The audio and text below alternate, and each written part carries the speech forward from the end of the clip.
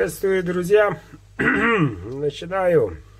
Сегодня первый обзорчик. Смотрим. Ножик бычий хвост. 3 оборота. Даже у хвостов цвета разные. Вот такой красивый кап. Прямой спуск. Небольшой.